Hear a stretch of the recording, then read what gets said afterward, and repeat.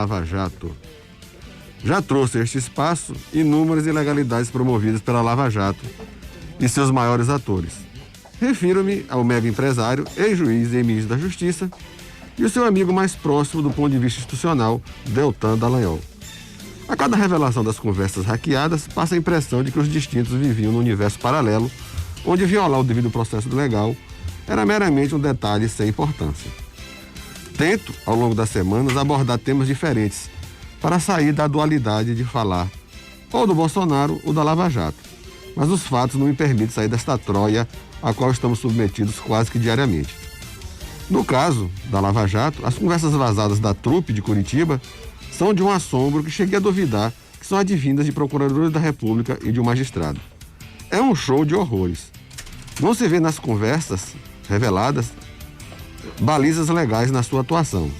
Orquestram as mais deslavadas ações para atingir o único objetivo: punir Lula, o PT, empreiteiras, seus diretores, desmoralizar a política, os políticos, o ministro do STF, o STJ e por aí vai. Esta semana circulou um fato que eu custei acreditar, mas foi referendado por diversos noticiosos diários, portanto verídicas. Lá pelas tantas, numa dessas conversas, o sempre intrépido e mais ouvido nas conversas vazadas é um diálogo que é, no mínimo, estupefaciente. O distinto procurador, Dallagnol, relata que uma delegada da Polícia Federal lavrou um depoimento sem nem ter ouvido a pessoa, com escrivão e tudo, segundo palavras deles. A esta oitiva seria a pedido deles, os procuradores. É inacreditável. O interlocutor do procurador sugere que se ouça a pessoa, no caso, uma testemunha, para que faça o depoimento de forma real. Ou seja, a delegada fez um depoimento sem nem ter ouvido a pessoa, com escrivão e tudo. Isso é um absurdo.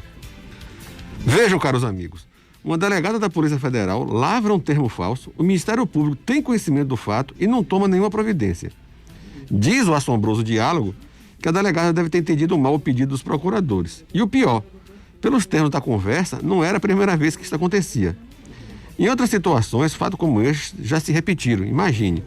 Não sei o que é pior: produzir esses documentos ou o Ministério Público saber disso e não fazer nada, do ponto de vista legal. Para lembrar aqueles que batiam palmas para a turma de Curitiba, a delegada da Polícia Federal que produziu esses documentos aparece com o nome de Érica. Provavelmente aquela que foi nomeada por Moro, né? É ela que fez um inquérito fajuto para incriminar o ex-reitor da Universidade Federal de Santa Catarina sem apresentar nenhuma prova contra ele, levando-o a cometer suicídio. Esse documento fajuto, produzido pela delegada, fazia parte deste inquérito. O acusado, em toda oportunidade, disse que era inocente e jamais havia cometido os crimes apontados pelo inquérito. Esta mesma delegada foi alçada a um cargo no Poder Executivo, levado pelo gigante do conhecimento jurídico, o dito Moro. A prisão do ex-reitor da Universidade Federal de Santa Catarina é um daqueles casos de puro arbítrio, usados para mostrar que a polícia age contra os corruptos de forma implacável.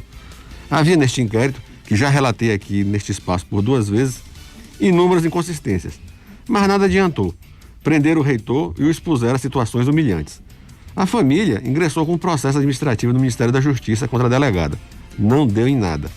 No dia de ontem, o STF requisitou ao Ministério da Justiça providências a respeito do que foi dito pelos procuradores, em relação à delegada que produziu o depoimento de testemunha sem nunca ter ouvido a ela. Vamos aguardar no que vai dar. Voltando às conversas divulgadas da turma da Sala da Justiça de Curitiba, em especial esta situação de forjar o depoimento da testemunha sem nunca ter ouvido, é a amostra cabal de como essa gente agia e tinha um aplauso e o beneplácito de certos órgãos da imprensa. Os lavajatistas esquecem que não se pode combater crime cometendo outros crimes. É impressionante a quantidade de ilegalidades perpetradas por esta turma que atuou no Paraná. O caso específico dessa delegada, se for verdade, e ao que parece foi, é de um abuso e de uma falta de cumprimento com as suas responsabilidades que me causam asco. Essa gente que se dizia combater a corrupção está evidenciado que o devido processo legal e a defesa do Estado de Direito são valores desconhecidos por toda a trupe. Os métodos são incrivelmente ilegais. E querem mais?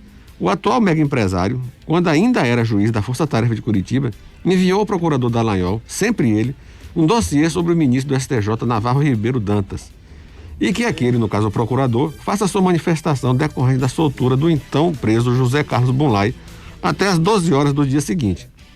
Neste documento, Moro faz críticas ao ministro e encaminha diversas decisões contrárias a este caso e ainda faz críticas à atuação do ministro. Veja bem, meus caros amigos, um juiz envia cópias de decisão de um outro magistrado ou promotor que atua em sua vara em processo de sua responsabilidade. Se isto não é suspeição, vou rasgar o meu diploma. Muita coisa ainda vai ser revelada. Espero que se tome as medidas cabíveis a essas condutas escabrosas e que depõem contra a ordem jurídica brasileira. Essa gente deve ser punida com rigor. É isso, amigos, que eu tenho a dizer. Um abraço a todos e até a próxima quarta-feira. Contraponto. O direito